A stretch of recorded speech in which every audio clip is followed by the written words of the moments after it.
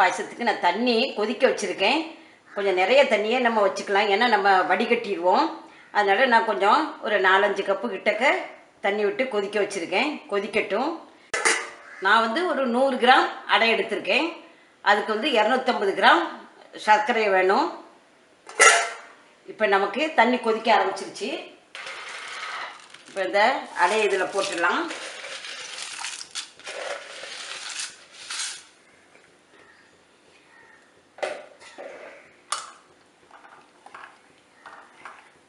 நல்லா அடை வேகணும்.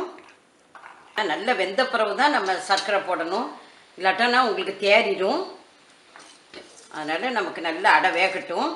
நான் இந்த இதில் வந்து இப்போ சர்க்கரை வச்சுருக்கேன்.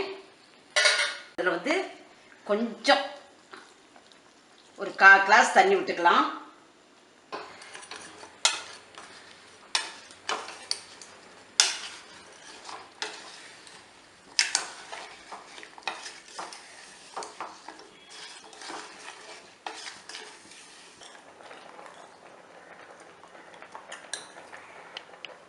இப்போ நமக்கு நல்ல அடை வெந்துருச்சு பாருங்கள். இதை வடிகட்டிடலாம்.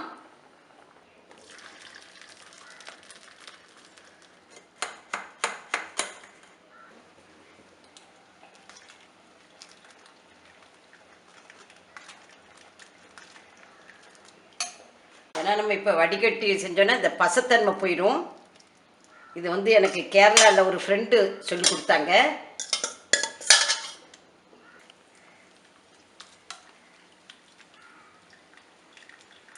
இப்போ நம்ம நார்மல் தண்ணி, அதாவது பச்சை தண்ணி விட்டு நம்ம திரும்ப ஒருக்க நல்லா அதை கழுவிக்கணும்.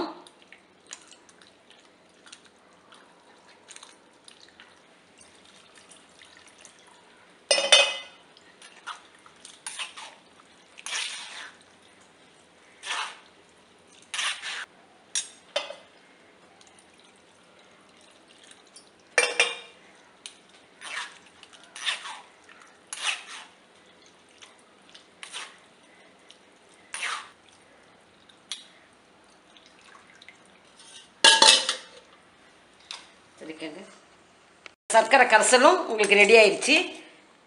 இப்போ நான் இந்த இதில் ஒரு பாத்திரம் வச்சுருக்கேன். நமக்கு உருளி மாதிரி இருந்தால் நல்ல வசதியாக இருக்கும். கொஞ்சம் நெய் விடுவேன். இந்த அடையை போட்டுக்கலாம்.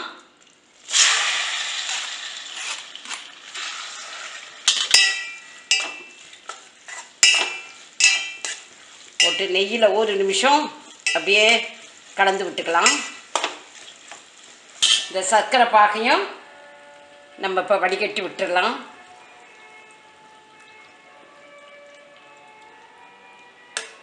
விட்டு நல்லா நம்ம வறண்டு வருது வரைக்கும் நல்லா கிளறிட்டே இருங்க.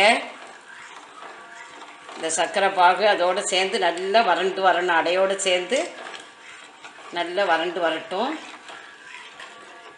கைவிடாமல் கிளறுங்க, இல்லாட்டனா அடி பிடிச்சிரும்.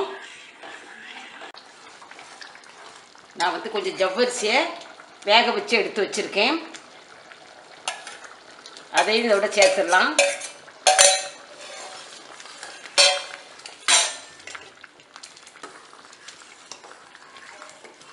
ஆனால் அவங்க ஜவ்வரிசி போடாமல் தான் செய்ய சொன்னாங்க.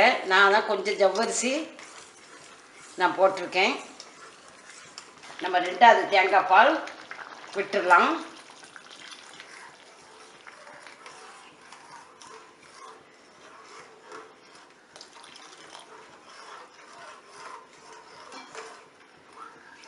இப்போ இது நல்லா கொதித்து வரட்டும். இப்போ வந்து நல்லா நமக்கு வறண்டு வந்துட்டு, இப்போ நான் வந்து முதப்பால் விடுறேன்.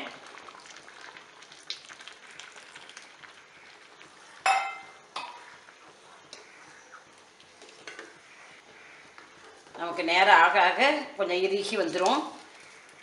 நமக்கு இந்த கன்சிஸ்டன்சியில் இருக்கணும். முதப்பால் விட்டோன்னா நமக்கு ஒரு கொதி வந்த உடனே நம்ம ஆஃப் பண்ணிடலாம். ஏலக்காய், திராட்சை முந்திரியை வறுத்து போட்டுக்கலாம். நான் இப்போ நம்ம நெய் விட்டுக்கலாம்.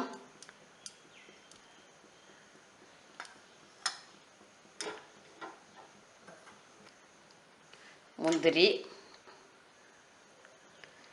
திராட்சை.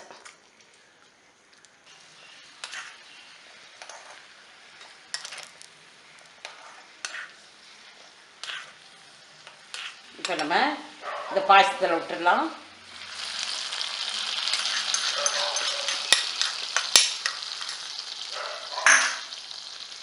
இப்போ நம்ம அடை பிரதமன் ரெடி ஆயிடுச்சு.